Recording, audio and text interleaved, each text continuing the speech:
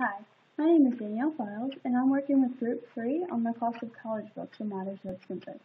The cost of college books are often too expensive for even the wealthiest of students.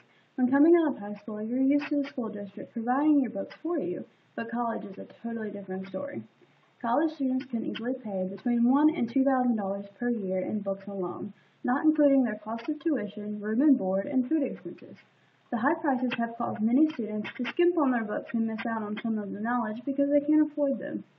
While it is frustrating to have to pay these high prices, we as college students do have to understand that is always a reason for the high price. Some of them include sheer number, copyright cost, highly specialized material, online companions, lack of used textbooks, review and desk copies, and faculty control. I'll go over a few of these so that we can better understand what they are.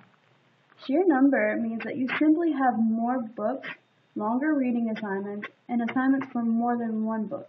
Personally, I have 5 classes and I have 8 books. I normally have more than one assignment out of each of the books for each class. So that makes it a little bit more difficult than in high school when you only have one book and you're only doing a few assignments out of the one book. We also have to understand that copywriting is expensive and can include more than 100 people.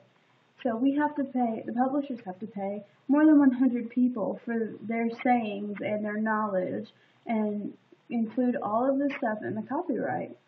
So that makes the cost of the books go up a little more whenever the publishers have to pay that. Online companions and lack of used textbooks are a major issue in prices. Publishers have to jack up the price on the books because too many books are in circulation at one time.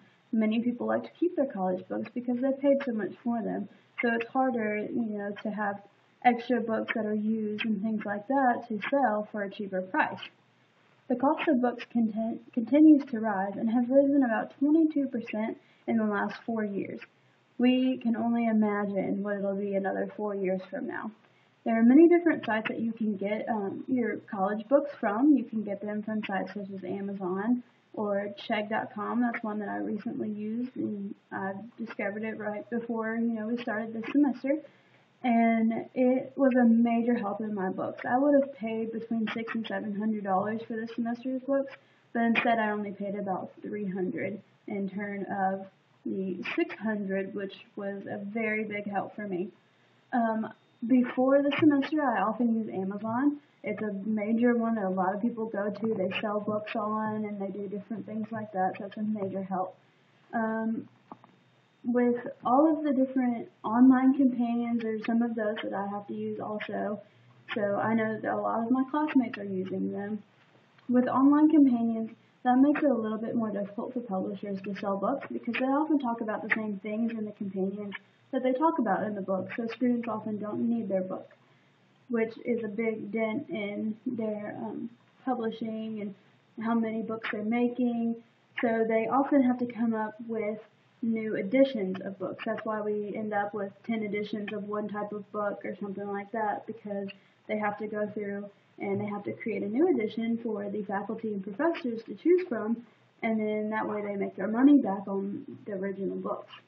So these are some of the reasons that we pay so much and why it's so expensive.